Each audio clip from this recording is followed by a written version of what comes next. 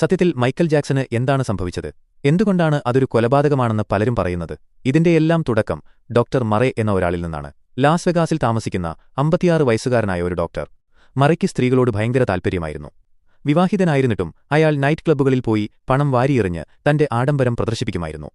അവിടെയുള്ള സ്ട്രിപ്പർമാരുടെയും നർത്തകിമാരുടെയും ശ്രദ്ധ പിടിച്ചുപറ്റാനായിരുന്നു ഈ നാടകം. അത് ഫലിക്കുകയും ചെയ്തു.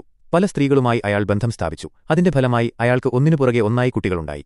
6 വ്യത്യസ്ത സ്ത്രീകളിലായി മറയ്ക്ക് 7 മക്കളുണ്ട്. കുട്ടികളുണ്ടാകുന്നത് നല്ലതുതന്നെ, പക്ഷേ അവർക്ക് ചിലവിന് കൊടുക്കാൻ ഈ ബ്രോയ്ക്ക് വലിയ മടിയായിരുന്നു. കുട്ടികളുടെ ചിലവിനുള്ള പണം, ചൈൽഡ് സപ്പോർട്ട് നൽകാത്തതിന് ഈ അമ്മമാരെല്ലാം അയാൾക്കെതിരെ കേസ് കൊടുത്തു. ഒടുവിൽ കോടതിവിധി പ്രകാരം ലക്ഷക്കണക്കിന് ഡോളർ അയാൾ കുടിശ്ശികയായി നൽകാനുണ്ടായിരുന്നു.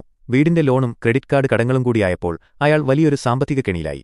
അങ്ങനെയിരിക്കെയാണ് 2009 അയാളുടെ ജീവിതം മാറ്റിവരച്ച ആ ഫോൺ കോൾ വരുന്നത്. വിളിച്ചത് മറ്റാരുമല്ല, സാക്ഷാൽ മൈക്കൽ ജാക്സൺ. അന്ന് മൈക്കൽ ലോകത്തിലെ ഏറ്റവും പ്രശസ്തനായ വ്യക്തിയാണ്. പക്ഷേ 50 വയസ്സായ മൈക്കലും കടക്കെണിയിലായിരുന്നു. ഏകദേശം $500 മില്യൺ കടം. ഇത് തീർക്കാൻ 10 വർഷത്തിനു ശേഷം അദ്ദേഹം ഒരു ടൂർ പ്രഖ്യാപിച്ചു.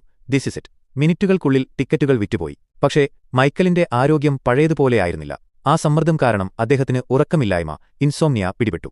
അങ്ങനെയാണ് അദ്ദേഹം ഡോക്ടർ മറയെ വിളിക്കുന്നത്. ശസ്ത്രക്രിയയ്ക്ക് ഉപയോഗിക്കുന്ന പ്രൊപ്പോഫോൾ എന്ന മരുന്ന് തനിക്ക് ഉറങ്ങാൻ നൽകണമെന്ന് മൈക്കൽ ആവശ്യപ്പെട്ടു. സത്യത്തിൽ ഒരു ഡോക്ടർ എന്ന നിലയിൽ അത് അപകടമാണെന്ന് പറഞ്ഞ് മറേ അത് നിരുത്സാഹപ്പെടുത്തണമായിരുന്നു. പക്ഷേ പണത്തോടുള്ള ആർത്തി കാരണം മാസം $1.5 ലക്ഷം പ്രതിഫലത്തിന് മറേ സമ്മതിച്ചു. മറേ മൈക്കലിന്റെ പേര് പറഞ്ഞ് സ്ത്രീകളെ ആകർഷിക്കാൻ തുടങ്ങി. ഞാൻ മൈക്കൽ ജാക്സന്റെ പേഴ്സണൽ ഡോക്ടറാണ് എന്ന് പറഞ്ഞ് അയാൾ ഡേറ്റിംഗിന് പോയി. അതേസമയം രാത്രികാലങ്ങളിൽ മൈക്കലിന്റെ ശരീരത്തിലേക്ക് IV വഴി ഈ മരുന്ന് അയാൾ കയറ്റിക്കൊണ്ടിരുന്നു. ഓർക്കുക, പ്രൊപ്പോഫോൾ ഒരു ഉറക്കഗുളികയല്ല, അതൊരു അനസ്തേഷ്യയാണ്. അത് ശ്വാസോച്ഛ്വാസം പതുക്കെയാക്കും. ആശുപത്രികളിൽ മാത്രം ഉപയോഗിക്കേണ്ട ഈ മരുന്ന് യാതൊരു സുരക്ഷാ ഉപകരണങ്ങളുമില്ലാതെ മറേ മൈക്കലിന് നൽകി. ഒരു രാത്രിയിൽ പല മരുന്നുകൾ നൽകിയിട്ടും മൈക്കലിന് ഉറക്കം വന്നില്ല. ഒടുവിൽ മറേ പ്രൊപ്പോഫോൾ നൽകി. എന്നിട്ട് ചെയ്ത ഏറ്റവും വലിയ തെറ്റ്, മൈക്കലിനെ തനിച്ചാക്കി അയാൾ പുറത്തുപോയി ഇമെയിൽ നോക്കാനും സ്ത്രീകളോട് ഫോണിൽ സംസാരിക്കാനും തുടങ്ങി. തിരികെ വന്നപ്പോൾ മൈക്കൽ ശ്വസിക്കുന്നില്ലായിരുന്നു. പരിഭ്രമിച്ച മറേ CPR നൽകാൻ നോക്കി. പക്ഷേ ഒരു ഡോക്ടറായിട്ടും അതെങ്ങനെയാണ് ശരിയായി ചെയ്യേണ്ടതെന്ന് അയാൾക്കറിയില്ലായിരുന്നു.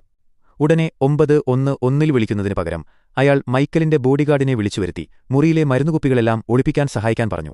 എല്ലാം വൃത്തിയാക്കിയ ശേഷമാണ് അയാൾ ആംബുലൻസ് വിളിക്കുന്നത്. ഏകദേശം 25 മുതൽ 83 മിനിറ്റോളം വൈകിയാണ് സഹായം തേടിയത്. ആശുപത്രിയിലെത്തിച്ചപ്പോഴേക്കും മൈക്കൽ ജാക്സൺ ഈ ലോകം വിട്ടുപോയിരുന്നു. ഈ വാർത്ത ലോകത്തെ പിടിച്ചുകുലുക്കി.